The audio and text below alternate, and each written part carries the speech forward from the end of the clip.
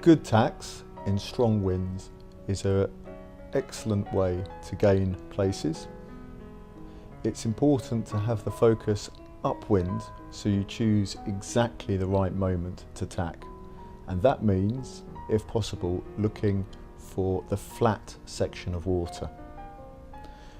The key thing for a good tack is speed across the boat.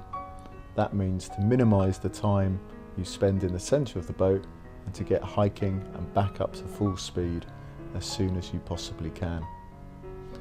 You're still doing a very slight roll to windward, but much less than you would do in the lighter winds. Speed across the boat is very important, not only with the body but with the sheet. With the kicker hard on, you also need to keep your weight fairly forward so that you can get underneath the boom. In a perfect world, you want to complete your tack going down a wave, as it's easier to accelerate the boat this way. In strong winds, you may need to let a little bit of sheet out at the end of the tack and only pulling it in when the boat returns to full speed. As with any of these skills, tacking is a skill you need to practice, and practice will make perfect.